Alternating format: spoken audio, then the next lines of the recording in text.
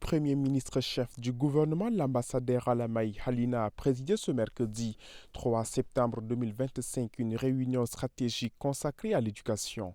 Le Premier ministre a exprimé sa reconnaissance à l'ensemble de la communauté éducative, aux membres du gouvernement ainsi qu'aux enseignants et éducateurs pour les efforts déployés tout au long de l'année, malgré de nombreuses contraintes.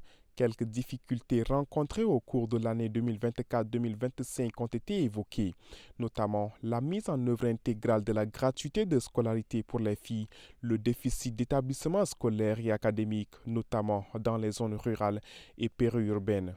Face à cette situation, le Premier ministre a donné des instructions précises pour mobiliser de manière coordonnée l'ensemble du personnel afin de soutenir une rentrée apaisée et structurée, renforcer les compétences pédagogiques des enseignants.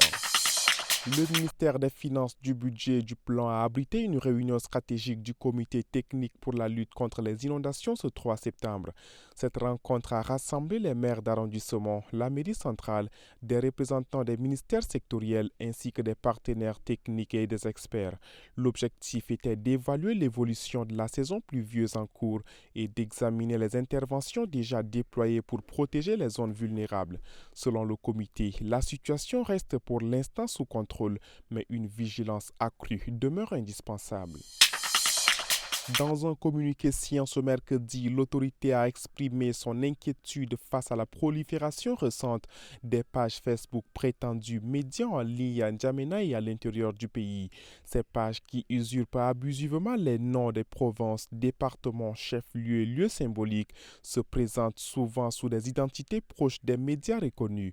La Hama souligne que ces pages illégales se livrent à la diffusion des fausses informations, des messages de haine ainsi qu'à des attaques personnelles. Les responsables de ces comptes sont accusés d'escroquer ou de faire du chantage à certaines autorités administratives et politiques, des pratiques contraires au code d'éthique et de la déontologie du journaliste tchadien et préjudiciables aux médias légaux reconnus par l'autorité de régulation. L'AMA demande donc aux promoteurs et animateurs de ces pages de désinformation de cesser immédiatement leur activité illégale sous peine des poursuites judiciaires.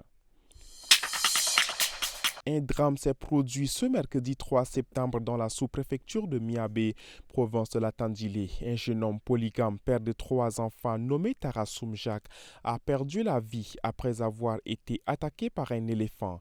Selon les témoignages, un groupe d'éléphants avait déjà causé d'importants dégâts matériels la nuit précédente dans la localité.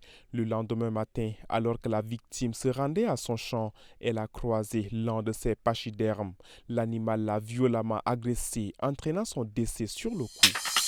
Le Conseil supérieur des affaires islamiques du Tchad a célébré ce mercredi 3 septembre à la grande mosquée Roi Faisal de N'Djamena la cérémonie marquant la commémoration de la naissance du prophète Mohammed, paix et salut sur lui, également appelée fête du Mawlud el-Nebi. Au programme de cette célébration religieuse, lecture du Saint-Coran, louanges et récitation des poèmes retraçant la vie et les vertus du prophète Mohammed, la cérémonie s'est déroulée en présence du conseiller à la présidence de la République, Djibril Seyd Emma, des membres du CESAI, des oulémas, ainsi que de nombreux fidèles musulmans venus participer à cet événement spirituel.